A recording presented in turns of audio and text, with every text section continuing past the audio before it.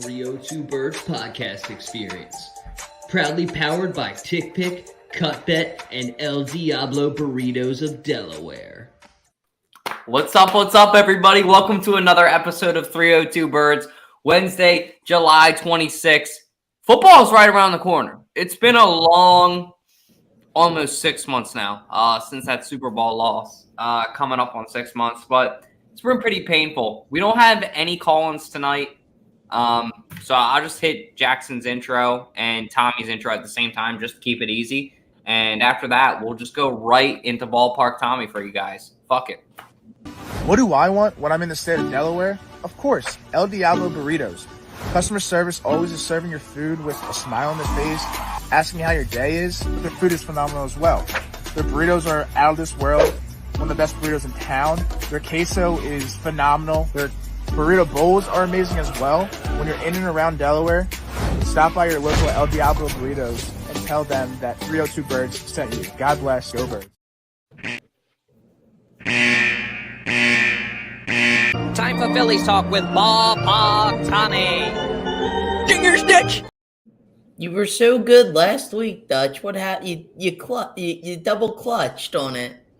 I don't know what it is. I don't know if it's my mouth, if it's my mind, if it's my Mac and my mouse have a mind-muscle connection that I don't know about. I don't know. But a lot of M's that you just said there, bud. I hate you guys so much. Go Joshua. Yes. Tommy, the Phillies swept the Orioles this series. They didn't sweep the Orioles. They won the series, but they didn't sweep them. Well, I meant won the series, but yeah. How are we feeling about the Phillies? It's not really the same there, Jack. Josh, go ahead. Sure. I think they're I think they're in a place right now where people are getting concerned that they're going to slip back to how they were in April because they kept losing all these close games. But to me, they just went through a tough patch rather than looking really bad. Whereas in April, they were getting blown out. So I don't really think it's a cause for concern. The only real cause for concern that I have is the top of the order. Schwarber went 0 for 3 today, continuing he went 0 for 4. No, 0 for 3, and they walked his fourth at bat and continued an 0 for 13 streak. Turner, I don't know where his head's at. His head's all over the place. He's telling fans to shut the F up. He's telling fans that I don't listen to you, and that he's on the right track, and then he's swinging it at a pitch 20 feet off the plate. So I think he's cause for concern. Harper's still swinging a hot bat, and he's not hitting the home runs. He only has 5 home runs so far, and he hit his second home run since May 28th last night. But Harper's at least getting on base. He's consistently getting hits. He needs to stay in that top of the order. The pitching's been phenomenal. If anyone I feel bad for at this point in the season, it's Christopher Sanchez. We brought him up just to be a 5th starter, and he has a sub-3 ERA, and he's I think like 0-4. Or like we lost 1-0 or 1-0 or something like that, 2-1 something like that the other night for him. Like he's pitching phenomenal. So no, I don't. Well, to give the summary answer now, I don't think it's too concerning how their struggles have been. I think Trey Turner's concerning. I think Kyle Schwarber's concerning. But overall, the whole team is not concerning. You know what's concerning? Jack's face. Well, that's always been concerning, but I thought I'd leave that out this time. Oh, good one. No, I feel like Schwarber needs to step up. That's what I'm saying. Guys, he went 0 for 4 last night, 0 for 3 today with the walk. So it just means like we need to adjust our lineup or get the bats hitting again because, I mean, luckily Alec Boehm saved our asses last night.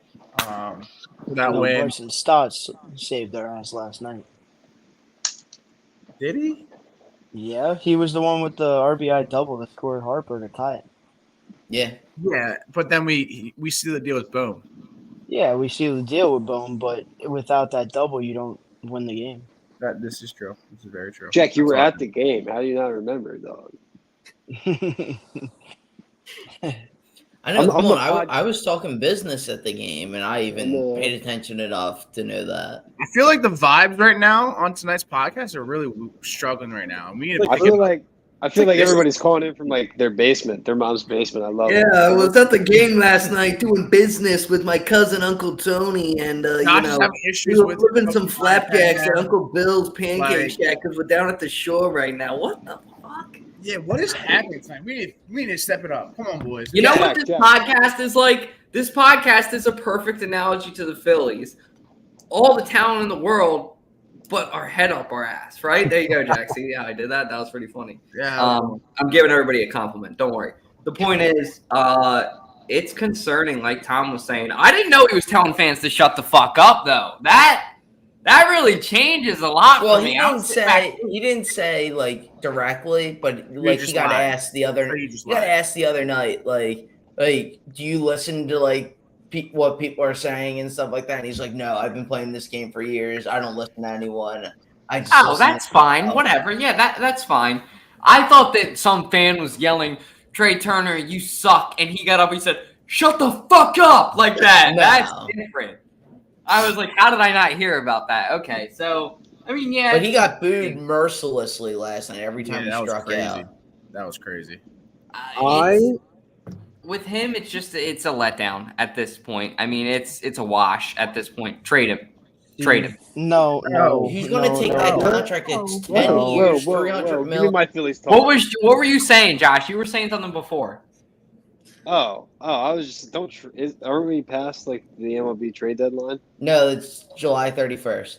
Jesus Christ, the sport makes no sense to me. How does that Listen, make no sense? It's Listen, always this is July Zach's corner. 31st, the last day. we are getting dangerously close to the time of year when I have to pretend to like baseball until the Phillies don't make the playoffs. But I hope that doesn't happen this season. So you know what? They look really good. They look so good. Jack was at the game. That was my boy. He was there last night. He had a good time. Go Lost Phils. $8,000. Go Phil. Go Phils. No. He didn't win $8,000. There's a difference. He came out. I mean, it felt like he lost it because we were all rooting for him, right, Jack? That was a pretty sick parlay that this man had. Eight-legger? Eight-legger. Wait, you want it? No, I had Schwarber getting 2 hits last night, and everything else hit but that. So, And you would have won AK. yeah, I would have won. If you would have seen Kyle Schwarber on I-95 on the way home, right? He's got his window down on his driver's side. You got a free shot at him to say whatever you want. Don't throw a soda at him. You got class. We're not, those Philly fans. But you can say something, right? What would you have said to him last night? I would have rolled my window down if his window was down and be like, "What the fuck, Schwarber? Come on now. You lost me $8,000. Come on," and then drive away. No, that's too vanilla, Jack. You got to go a little harder than that, man. What would you have said, Matt? I would have been like, get the fuck off this fucking team. No, I would have been like, shut up, you burger eating corn dog motherfucker. But I will say, I didn't get the $8,000, but I won $200 because I bet on Bryce Harper hitting home run. So Yeah. That's good. How much was parking? How much was gas? $20 for parking and gas. I didn't have to get gas at all. So But, That's nice. Still wasted gas. So you only made like $80. it's not a waste of gas because they won last night. It was a crazy game. So It was an amazing game. yeah. Freaking Bryce Harper, Baseball's- I'll tell you what, he's looked like second nature on first base. Tom, were you expecting it to be this good with Bryce Harper on the bag? Not really. I thought it was going to be a little bit of an adventure, but honestly, fielding wise, he's been our best first baseman this year. Here, he's diving over railings. He can field a basic ground ball hit his way. Who would have thought? That's a novel idea. Well, from your so first baseman.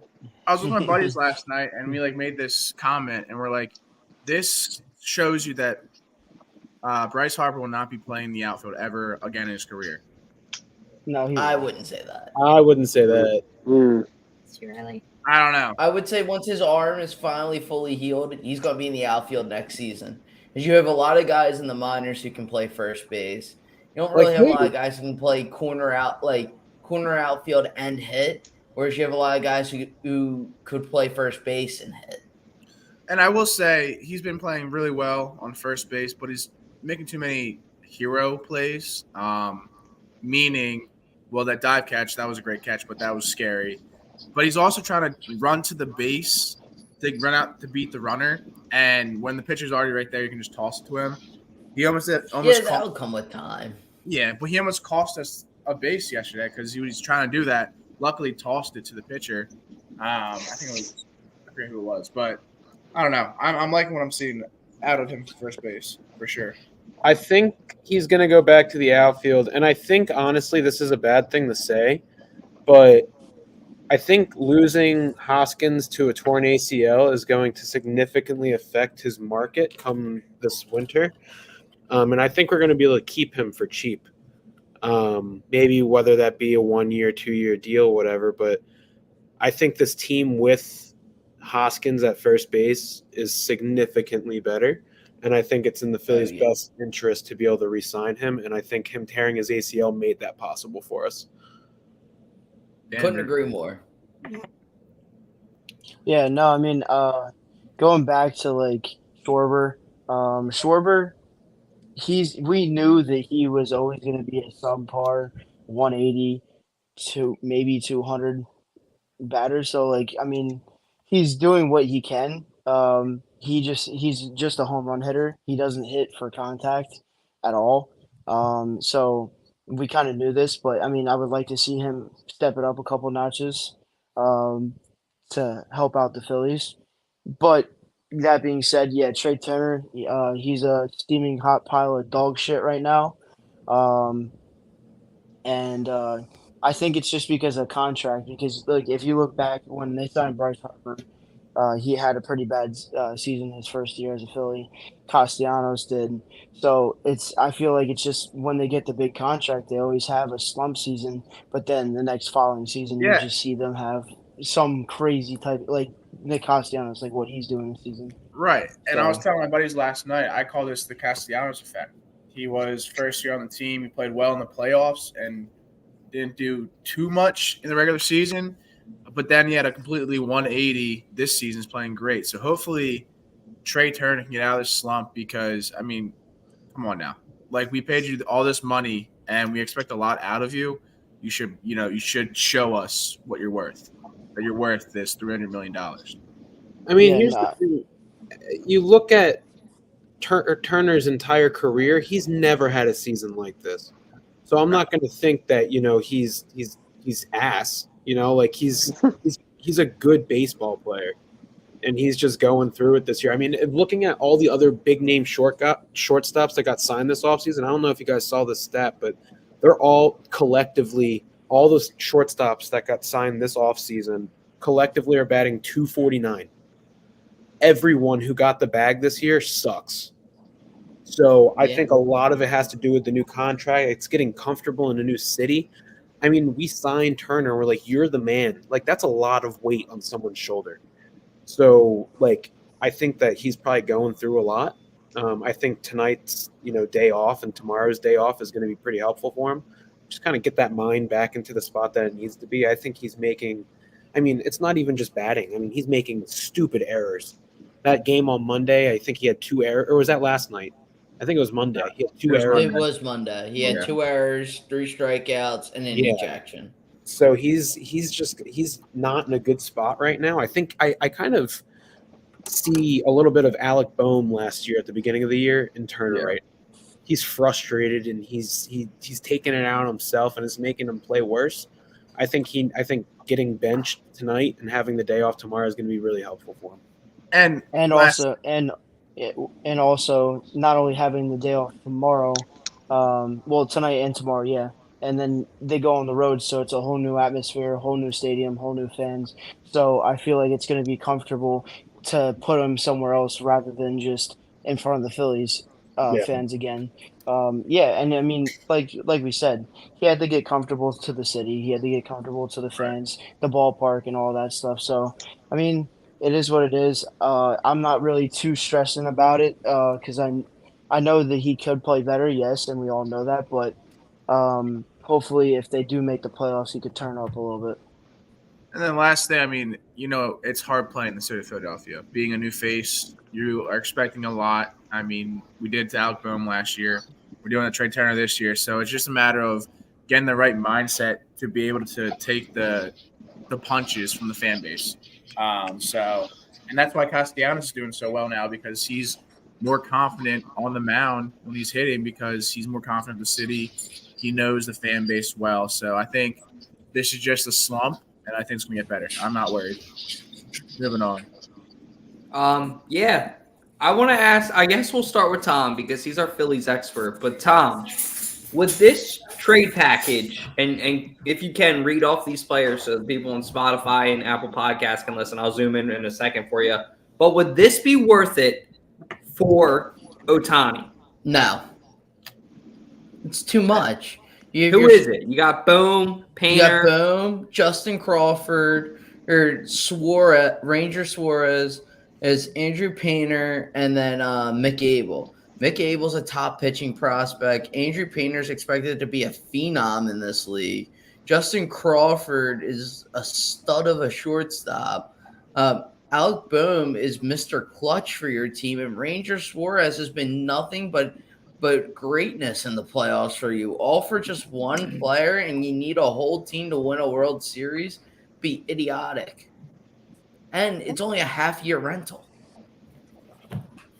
Tommy, somebody's got to do it. Call me crazy, Tommy, but I'm making this trade because here's why. Why? You know me. I'm a risk You're a taker. complete idiot. That's I not- know this I isn't am, but being let about me risk. say this, and then you can tear into me all you want, because I know that it's an unpopular opinion. But me being a not avid baseball fan, just a risk taker, if the Phillies don't win a championship ever, we're gonna look back on this and say, "Damn, that was idiotic. We probably could have made a trade for Ohtani." No. What happened? I don't like the idea of Suarez heading out.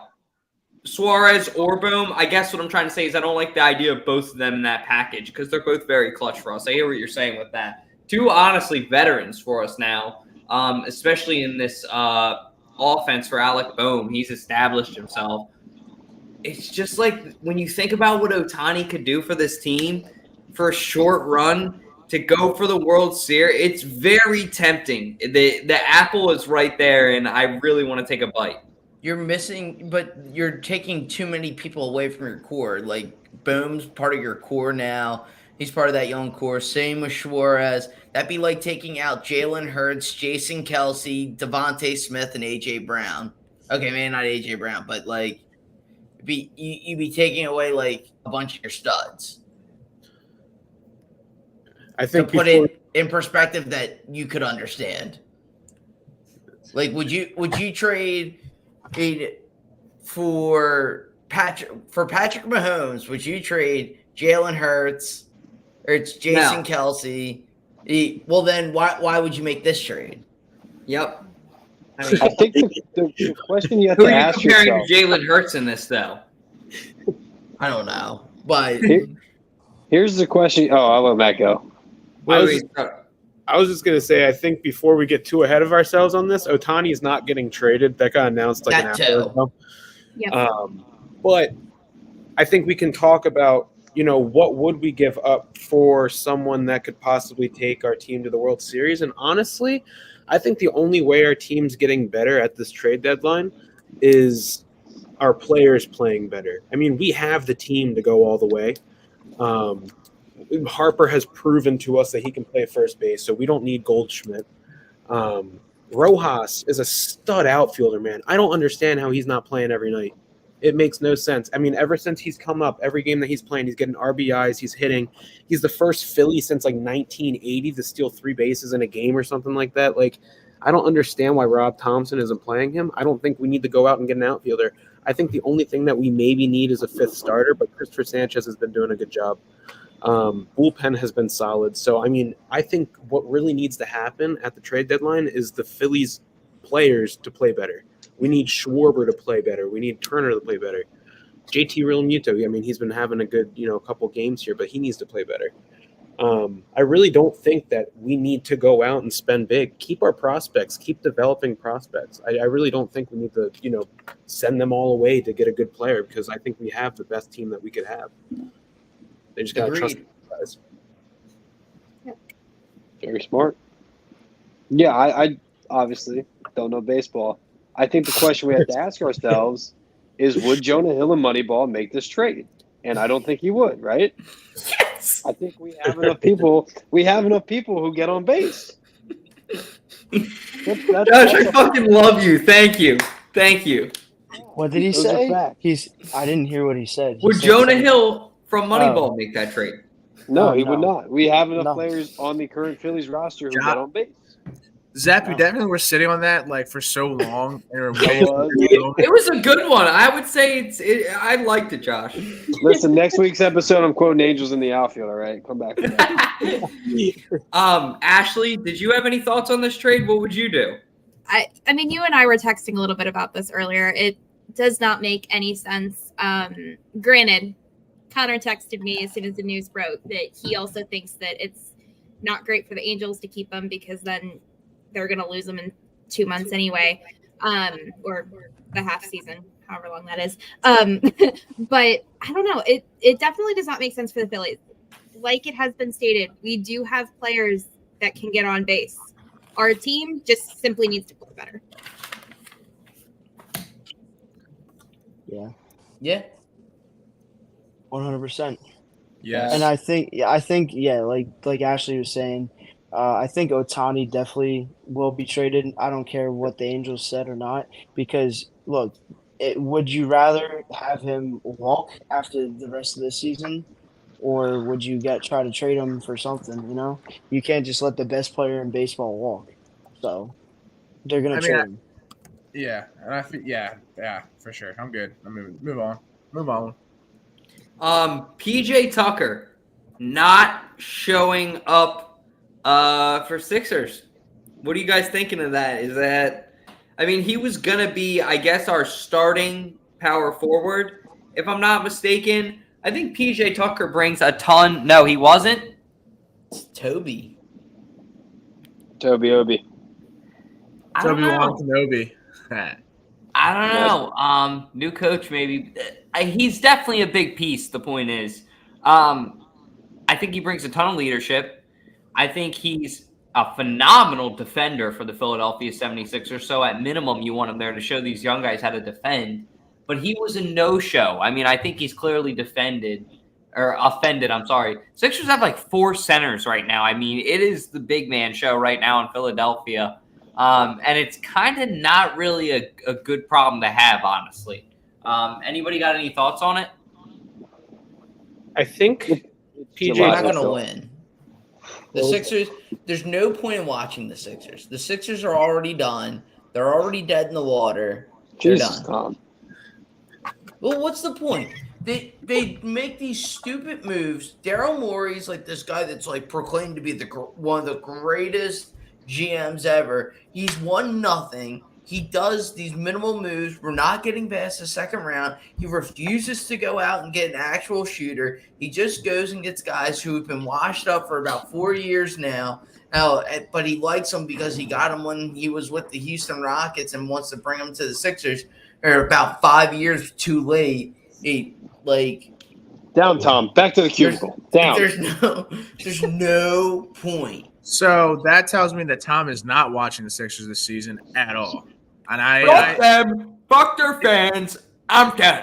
No, I agree. It's been years that they've not made it past the second round. We make these stupid decisions, and it doesn't get us anywhere. We had our best shot was last year, I think.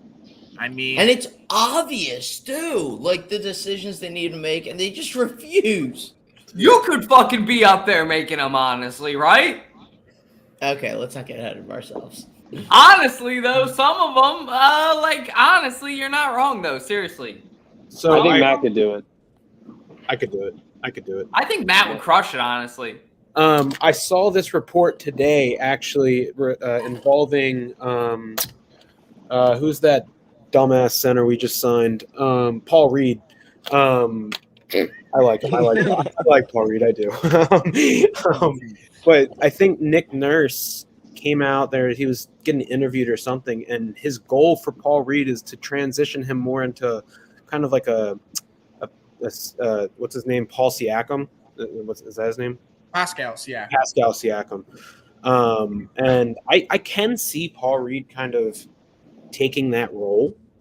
I don't think he has the shot to be a Pascal Siakam, but I could see him being that, that power forward position on the court, have a tall lineup. But you guys were saying, I mean, 4 centers, like what the hell is Morey doing? We need shooters, and we're not getting them.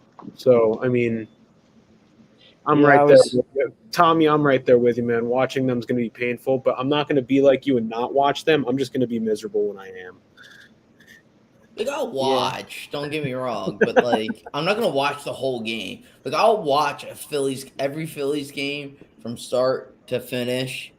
I'll check in around halftime, see how they're doing, probably go do something else better with my life.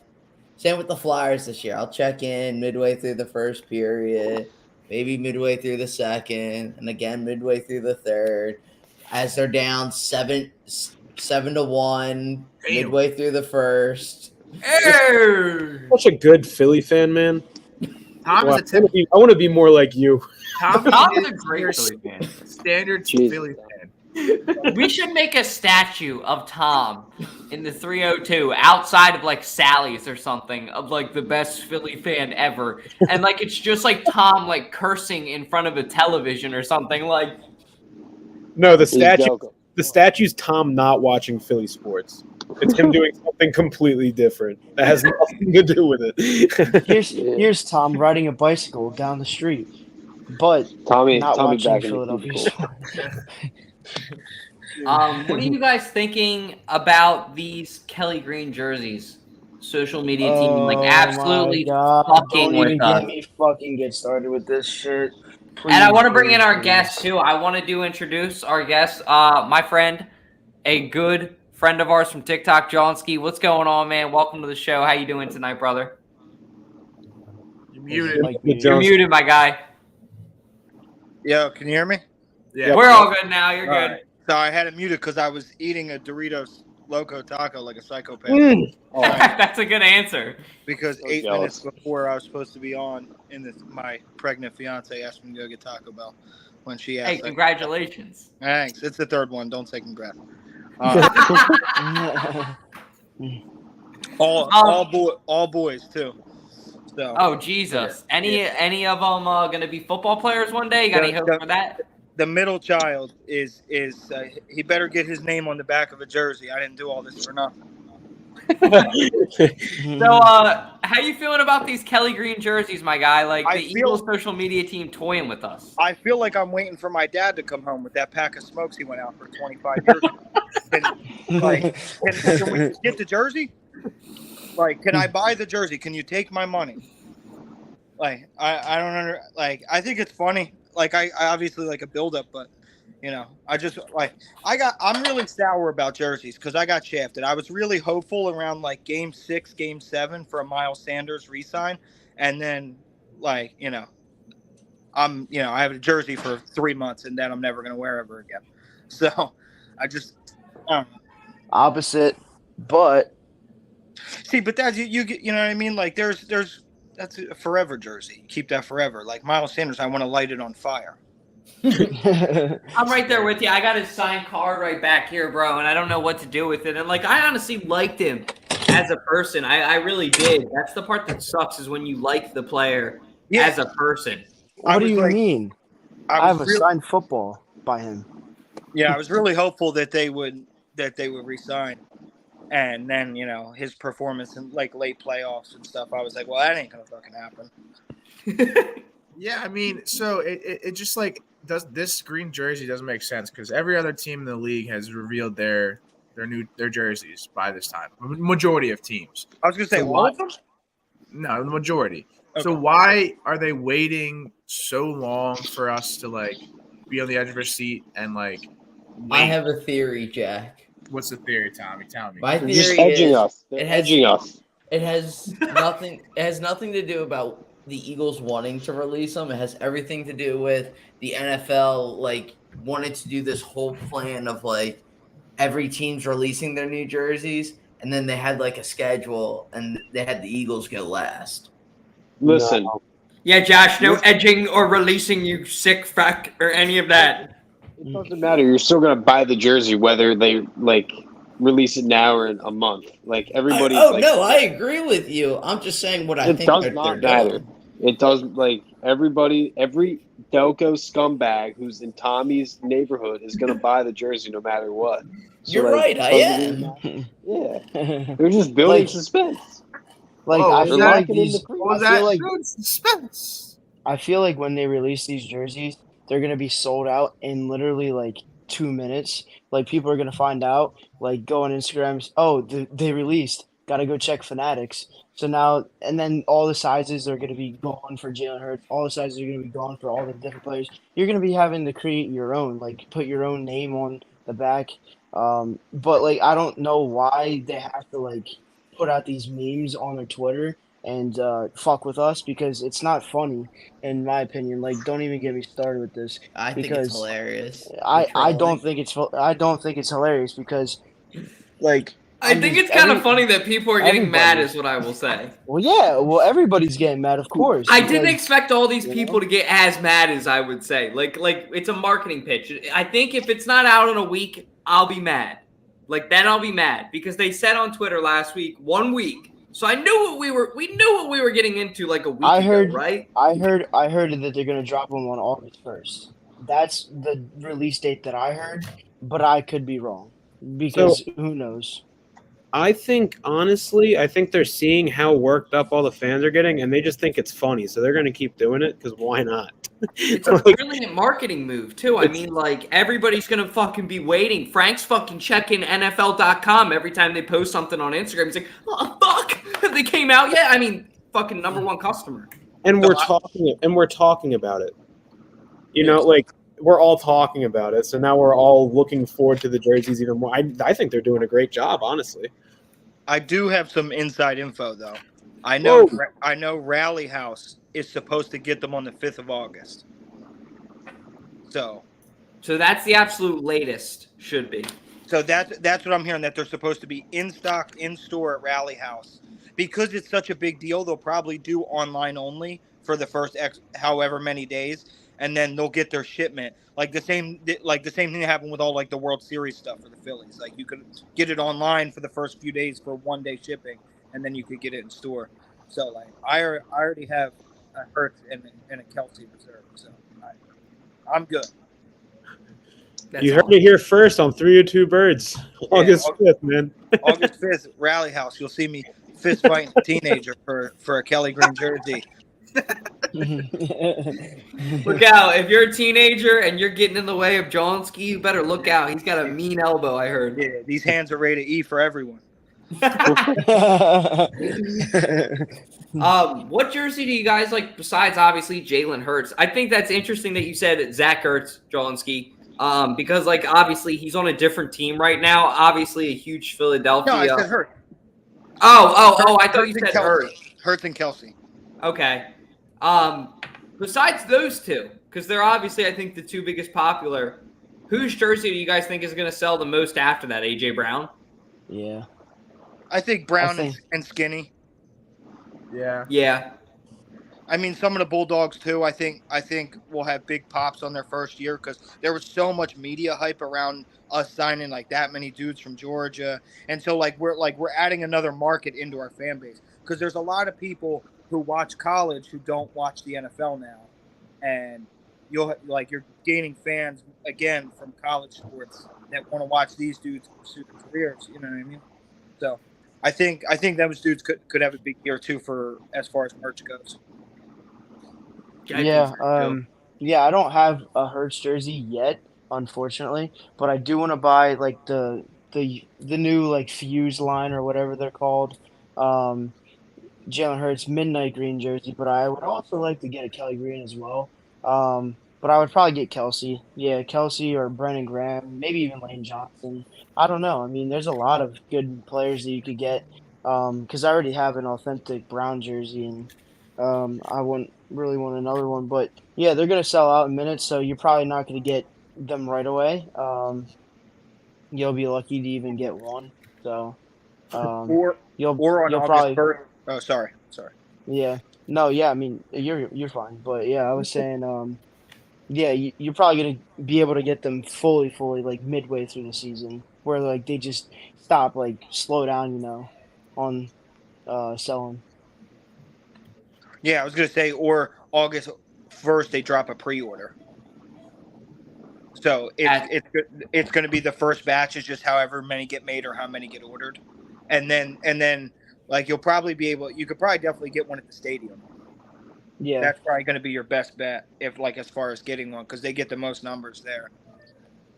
It's going to be such a line outside the stadium to get these jerseys. It's going to be really cool to see when they come back because I mean it's been 2010 or 2011 was it the last time that the Eagles won? It was 2010, but those were a different era Kelly Green jersey. Yeah, they were the 1960s ones. They weren't as clean. These are 1987. Yep. 1990s. Yeah. I think that, they came out in 87 when they put the black stroke around the text with the white. That's when they really got clean. And I'm glad that they're bringing these ones back because that's a good point. Like, even the white stroke around the helmet, there's little details with these uniforms that make them better. So, glad to see that they're bringing them back, but I'm telling you, the yellow and blues are my favorite. Yeah. Oh my God! The Eagles jerseys. Yeah, the Frankfurt Yellow Jackets. Mm-hmm. Fantastic. I mean, so they're not sexy. honestly. Like, I don't think that they're personally ugly. Like, they're not. They don't really bother me, but they're not my favorite, of course. Like, they're fucking horrible. Oh, Dalton. I don't think they're bad. No. Thank you, Johnsky. Thank you. Like, what the fuck are like?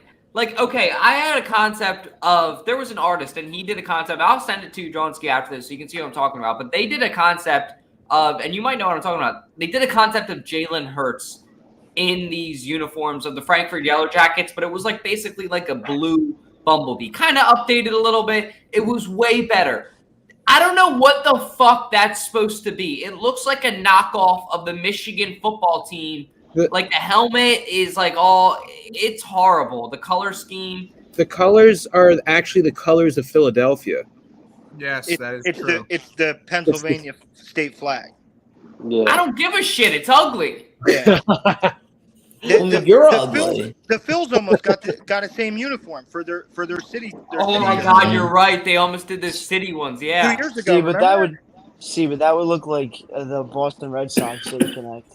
Yeah, the City Connect. Yeah, that's the thing is, I think it looks like the mid 2000s Chargers jersey, the Phillip River era Chargers jersey when like LT played, and that's what it looks like to me.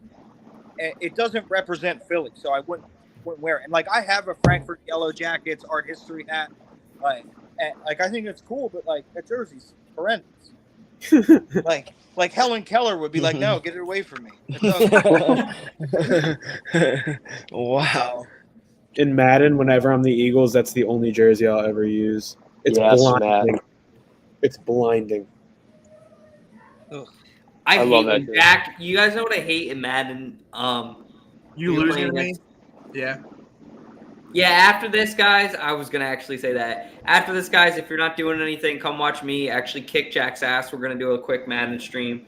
Not going to be super long, probably 5-minute quarters, but come. If you're not doing anything, come hang out. Watch me kick his ass. Moving on. But actually, do want to thank Johnsky for jumping on with us.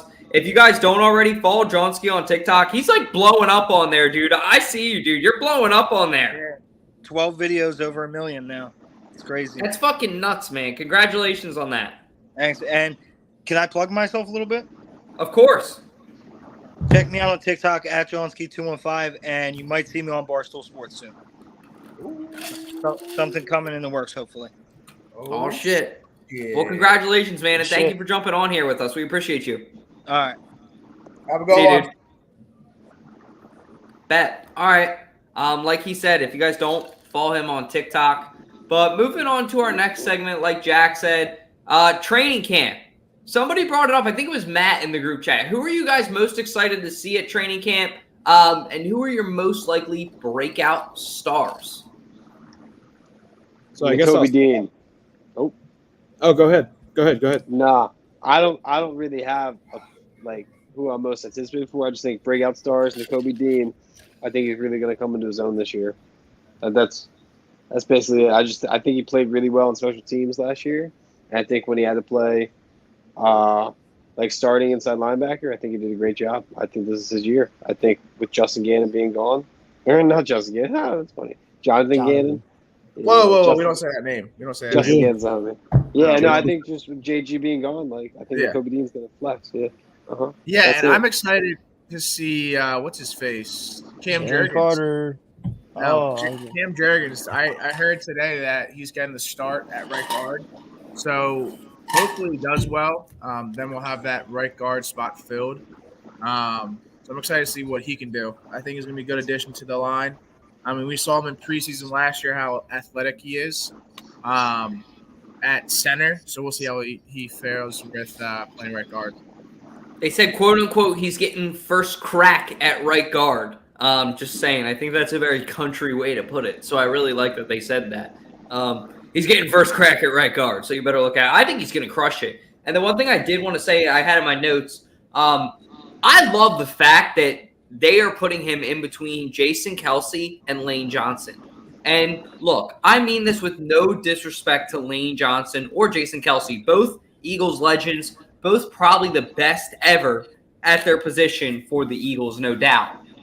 What I'm going to say is Cam Jurgens is a younger guy. He's very fast. He's a fucking bear on wheels. Where he's at right now is only going to help Lane Johnson and Jason Kelce. It's only going to help both of them with him in the middle because he's a strong dude. He's fast. It's only going to help them not get injured, and I'm very excited to see it. So I don't think – honestly, we were talking about Tyler Steen, I think, was the guy that we were saying. I think me and Sean were saying we wanted to see get it. I got no doubt that Big Country is going to kill it. And it's funny because they got two big countries at guard. Landon Dickerson on one side, Cam Jurgens on the other. Yep. Yeah, no, I mean, I'm very excited to see Cam Jurgens too. But I'm also excited to see Jalen Carter because I heard a report today that he's just very disruptive on the defensive line, and he's getting through the offensive line like it's nothing. And yeah, I mean, and this is against starters too, like Lane Johnson and Jordan Mailata. So I mean, he wouldn't be matched up with them, but I'm just saying, he's getting through the line. So, I mean, Jalen Carter, I think he's going to be the player to watch out for this season. I mean, he has a lot of I don't know what the word I'm looking for. Just a lot of stuff on his shoulders. So he should definitely, I think he's going to play very well this season. And Jordan Davis, I'm sorry, but he needs to step up this season. He really does. I can't believe that statement. He played so well last year. He was hurt too much. He got hurt 3 times. Yeah, but when he was when he was on the field, he was so helpful and he played great. We don't really need him to get fucking 10, 20 sacks. I mean, you don't need for the run game. He's not a sacker. He's a run blocker. Yeah, but, and that's what he did. Yeah, that's what when he was on the field last year, I think teams were averaging 2.5 yards a carry. When he was off the field, it was 6 or 7 yards a carry. It was insane. And that's the thing. Every game I watched when he wasn't injured, I'm like, we need fucking Jordan Davis on right now because it's fucking 3rd and goal and on the 4-yard line, and we need a run stopper. And fucking JG just oh fuck it, let's take him off the field and score a touchdown. So, I have no idea what I'm doing. I see where you're coming from. He was injury prone last year, but when he was not injured, he played very well, and we need that. So we need him to keep playing the same way. So, and I'm excited. I mean, this D line is going to be insane. It's going to be great.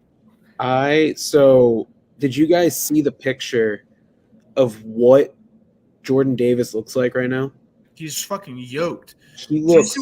Do you see what Milton Williams? Yeah, he looks. Milton Williams looks fucking like Hulk, dude. Yeah, dude. His shoulders are so broad right now. I saw a side by side of Jordan Davis of last year, Jordan Davis of this year. I'm like, that guy is gonna kill someone. Like he looks like he is like out for blood, man. Like I was like, he lost. Like he's not fat anymore. Like he looks built. And so, like, I think his agility has gone up. I think he's dropped like 30 pounds. They say that now, last year, you know, you were saying this, Sean, he was mostly injured last year. They're saying he's 100% healthy. And people are like, I'm scared of him. So he's one guy that I really am looking forward to watching this training camp and this season. Another player I'm really looking forward to watch is Kes Watkins. Us as Eagles fans gave that guy living hell last year, and this reminds me a lot of Nelson Aguilar. I think we have the receiving core to go deep, and I think last year, if Kes Watkins could be just even an average wide receiver, we would have won the championship. He wasn't. I think this year we're expecting him. You know, what did he finish with last year? Like 300 yards or something like that. I think this season he is going. Mark it down. I said this on July 26th at 10:03 p.m. I think Kes Watkins is going to have around 700 yards this year. You really think you're on the Quez Watkins hype train? I'm on the Kes Watkins being an average wide receiver train.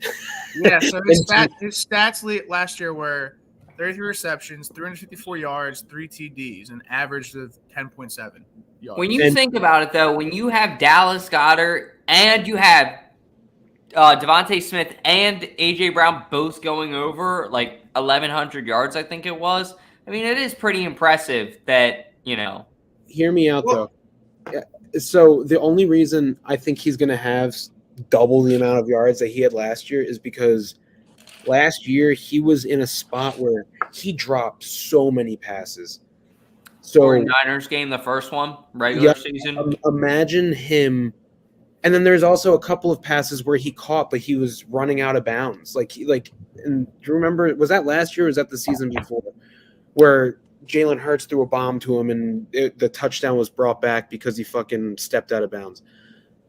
I think it was 2 years ago. That was 2 years ago against the 49ers. I remember it was the same team. Yeah, I was at that game. But like, there's so many mistakes that he's been making that are limiting the amount of yards that he's getting. I think last year, if he could actually play like average football for a wide receiver, he probably would have had 550, 600 yards last year. So I think realistically, if Philly actually got to his head this offseason, he's like, I'm going to prove you fuckers wrong. I think that was literally like what he said in one of his tweets or something like that. Yeah, he did. Like I'm expecting a big year from him. Yeah, and it's actually like it's helpful that we have Devontae Smith and AJ Brown and Dallas Goedert, because they're gonna double once they keep catching passes. They're gonna go double them or whatever. He's gonna be wide open. So I think this is gonna be, I have to agree with Matt, a breakout season for Quez Watkins. I mean, he's that long ball guy. I mean, last year some of those passes he probably could have caught, but some of them he was underthrown by Jalen Hurts. So it wasn't all his fault. So I definitely think that he's gonna have a good season this year. One thing I want to move on to is the running back situation. I saw a graphic and it really cracked me up. I love that Johnsky brought up, you know, his love for Miles Sanders. I have a love for Miles Sanders too. That's a signed card right there. I spent like $200 on it. And look, Miles Sanders is a great running back, but there's just such a high market for running backs right now. Here's what I find hilarious.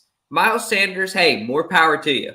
Goes out, gets a $7.2 million deal with the Carolina Panthers. The Eagles' running back room for Rashad Penny, Boston Scott, DeAndre Swift, and Kenneth Gainwell all, ironically, adds up also to $7.2 million. So and Trey Sermon. And Trey Sermon, too, I guess. Yeah, you might be – I don't know about that. I saw those four, but I think you're right. I think it adds in there. So I mean, honestly, the fact that Howie Roseman does less with more, and the funny thing is, DeAndre Swift, I think you could argue, no doubt, is a better running back than Miles Sanders. Has more talent, has a higher ceiling, is going to be a way better player. And no disrespect to Miles, but just DeAndre Swift, when he came out of college, the things that they were saying about this dude and the way that he played on the Lions, despite injury, has been a tank. So there's just a high market for running back. The Eagles are kind of getting a rental player, I think. I don't know if they'll sign him to a long-term deal, but hey, fuck it. For a Super Bowl, the way that Howie Roseman did it, he fucking finagled it, and you got to give the guy credit once again. And I mean, Swift is looking clean, that number 0 jersey. I love that.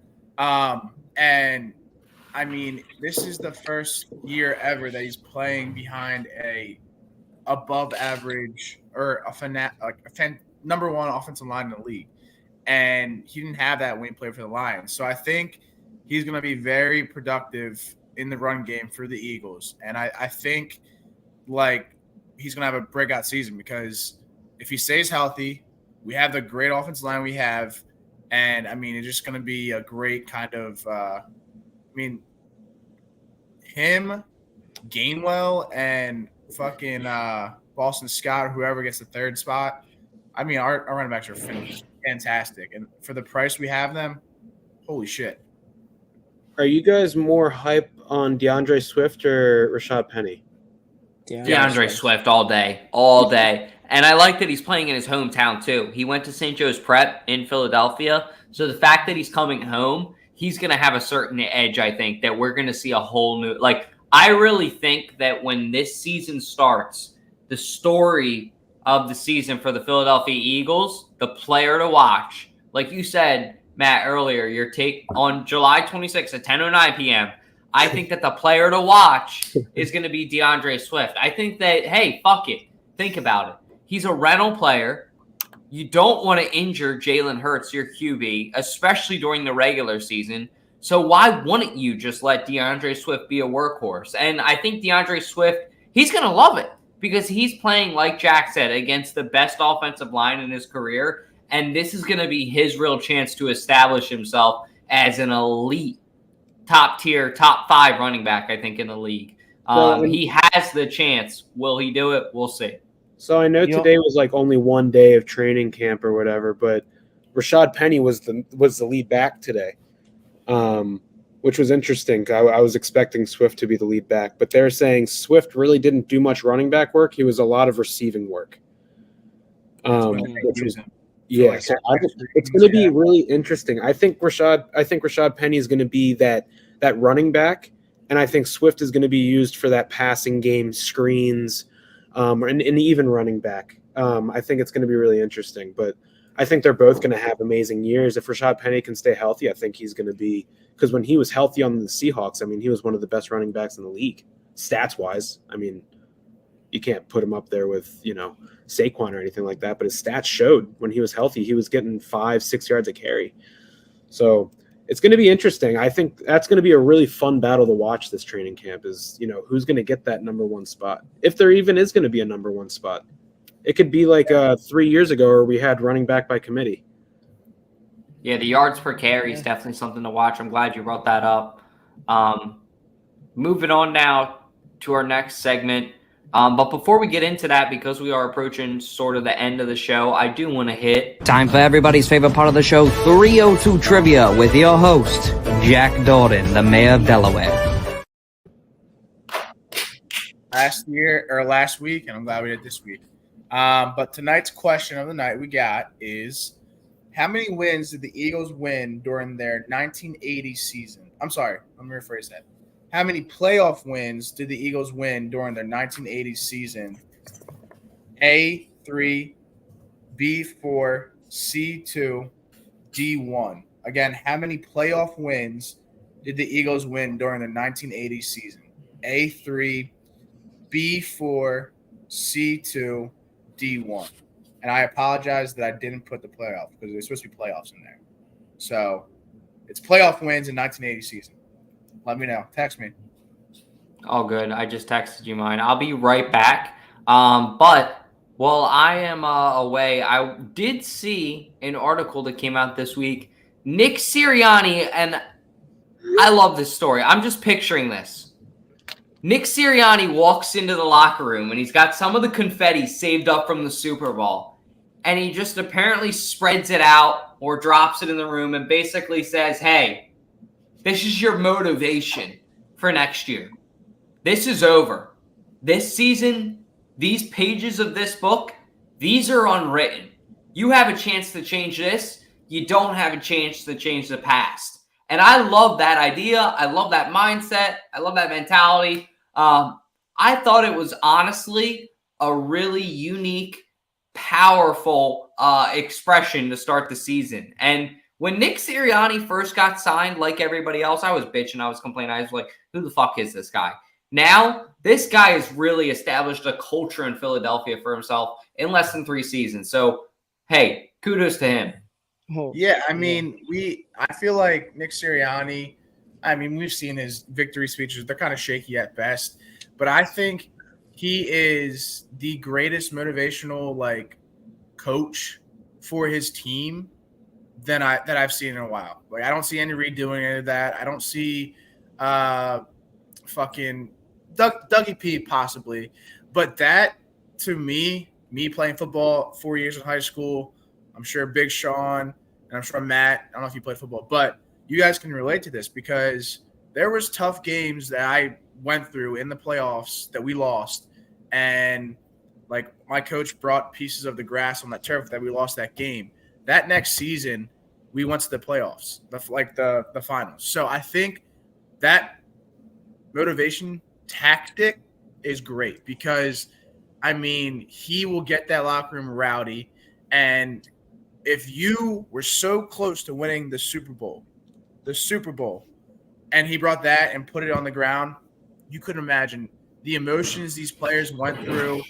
You can imagine, Jason Kelsey talking about this, Jalen Hurts talking about this, trying to hype up their team. So I think it's the greatest thing Nick Sirianni could have done for this season. Snip this grass, Jordan. Tell me how it makes you feel. Wow. No, I agree.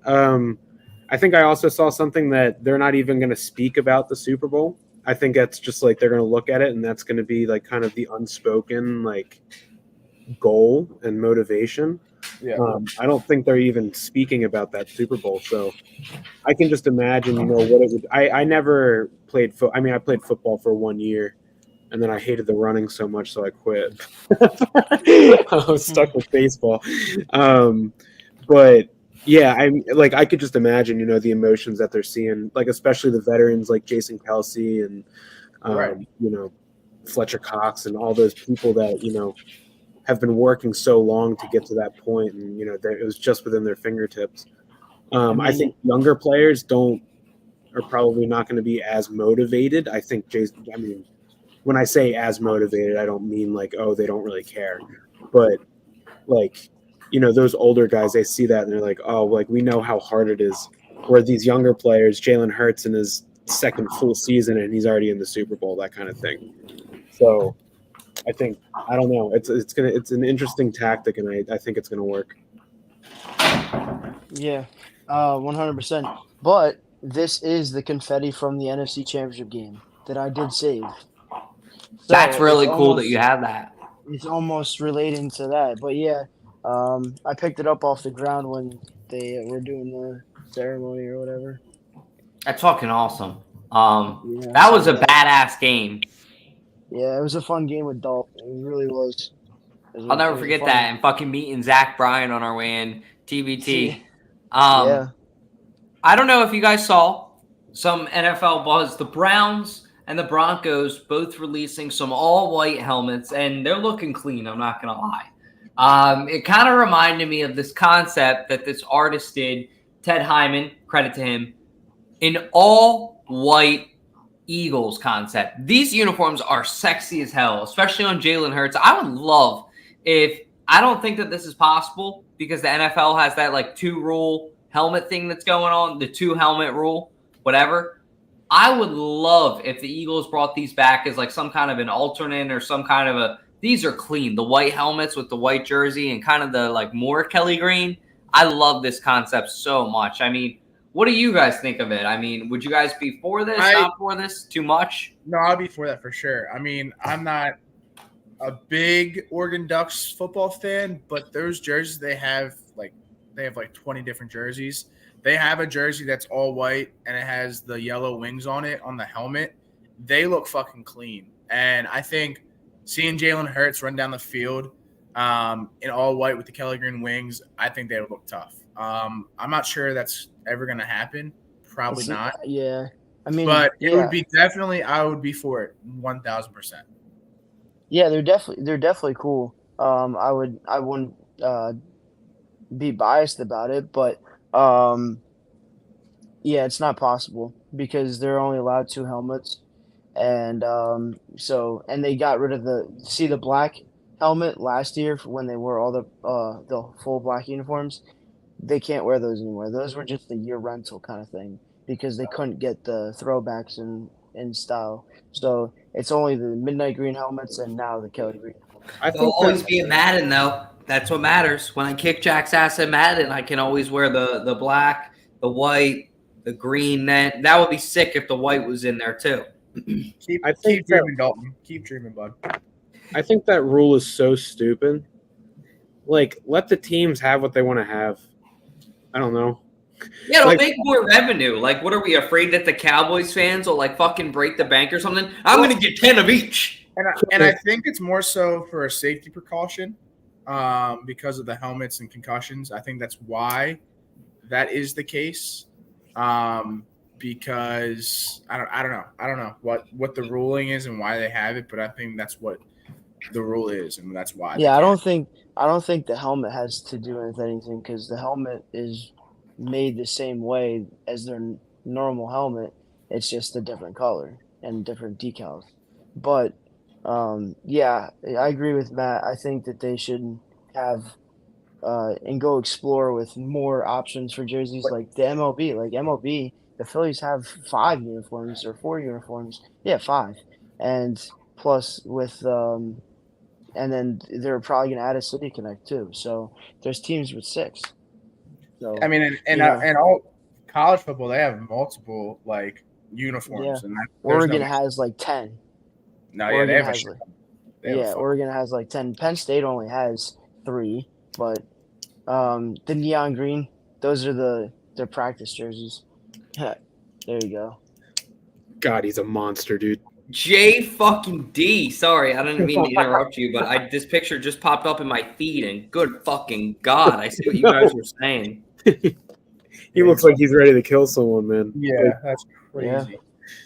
Like he looks like Micah Parsons, kinda. It reminds me of like, remember like Eddie Lacy, like he was jacked and then he started eating all those cheeseburgers, and he just became like huge. I see reverse that with Jordan Davis. Like last year he was eating cheeseburgers, and this year he's just doing steroids in the ass.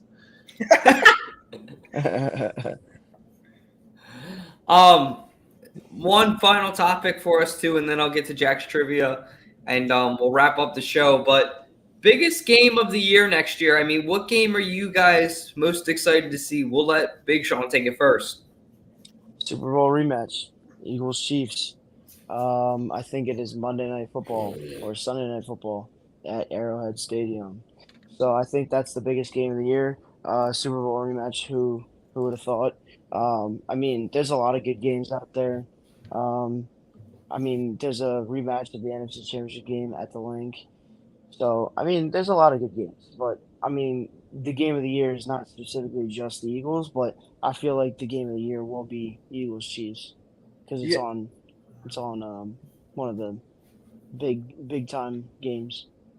I mean, I you know my answer. It's the Cowboys because ever since I've been a kid, I've hated the Cowboys, and I've always said the Cowboys-Eagles game is like the Super Bowl because, I mean, they play out of their minds both times. And, I mean, who wouldn't – I would much rather beat the Cowboys in Dallas than lose to the Chiefs. I don't care if we lose to the Chiefs in the regular season. It only matters in the Super Bowl. But losing to the Cowboys in regular season is really detrimental to my pride, and I just cannot, live with that. So definitely for me is the Eagles Cowboys.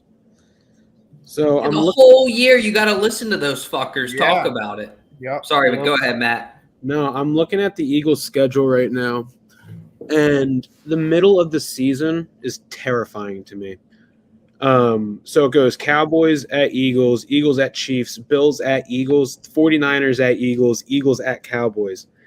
And I really think that the biggest game out of the whole Eagles season is probably going to be that 49ers at Eagles game, because the 3 games before are going to be very tough games, and we don't want to be on a bad losing skid. And that is a stretch right there where we could lose 3 in a row, and it could be detrimental to what we're hoping on doing, the entire season next year.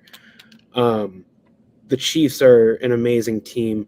As much as I hate the Cowboys, they're always a challenge for us.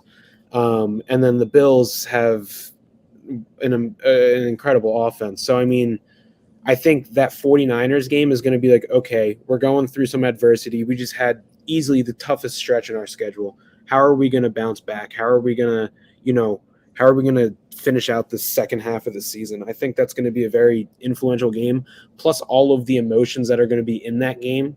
I mean, that game's just going to be crazy. I think it's a very important game for the Eagles that year. Yeah. 100%. I think the Eagles, my record prediction for them, 13-4. I have them at 13-4, and 12-5 at the worst. I don't think they'll be any worse than that. 12-5 at the worst. Yeah. Not given much of a cushion there. 13-5. 13-4, and then 12. That's like one game. One game. Yeah, if there was one game that you were doubting, is it the Chiefs game, or what game is that, Sean? I think they do lose to the Chiefs, just because it's in Arrowhead. But I think they lose to the Chiefs. They lose to Dallas once, and then there's probably going to be like some ticky-tacky games in there. I don't know, not sure, but. How about you, Dalt? What are you looking for? What do you think?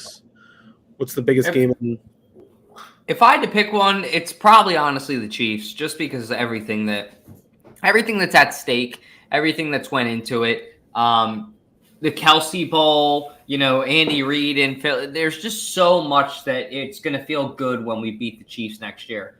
Whether we lose to the Chiefs in the regular season and then end up in the Super Bowl and then beat the Chiefs there, I don't know. Maybe we do it both times. I'm not going to jinx us, though, and say what the other one is. I just knock on wood. The Chiefs are going to make the Super Bowl again. Yeah, that's true, too. But, I mean, I really do want the Eagles to take down the Chiefs. That's the one I think that has the most stake for me. But that's all we got for you guys tonight, so I want to kick it to Jack so he can give you guys... Time for everybody's favorite part of the show, 302 Trivia, with your host, Jack Dorden, the mayor of Delaware. Thank you, Fantasy Football Network. Tonight's question we have is, how many playoff wins did the Eagles win during their 1980 season? Again, how many wins did the Eagles win? I'm sorry. How many playoff wins did the Eagles have in their 1980 season? A3, B4, C2, D1. The answers that I got from the crew was Matt said 1, Sean said 2, Dalton said 2, and Ash said 3. The correct answer is 2. Yes! Let's go. And they lost in the Super Bowl to the Raiders. I was going to say, I know that. Ron Jaworski was our QB. Mm-hmm. You hate to see that. You really do. So we need to up the board next week. All 24 episodes, we're going to have to go through and look at what the board is. Because with that match now. Yeah, how's this going to work? We'll figure it out. We got to give out some kind of a prize, or we got to have some kind of a belt that we can pass out at the end of the year, a trophy or something, right, Jack? Yes, sir. So I'm 1 for 2 on these trivia questions. So does that mean like we just interpolate that over the last 24 episodes, and I'm just kind of 50%? Oh, no, Matt. You're fucked. You ain't winning shit this season. You're only good for next year, brother. Sorry. Yeah, I mean, I probably at least have like 5 or 6 right now. Ash probably has like fucking 20. Like, who knows? No, in all seriousness, we'll figure something out. But it'll be fun, I think. Have tonight. Okay. Josh, it's an outro, not an intro. Hit that outro. Thank you, viewers.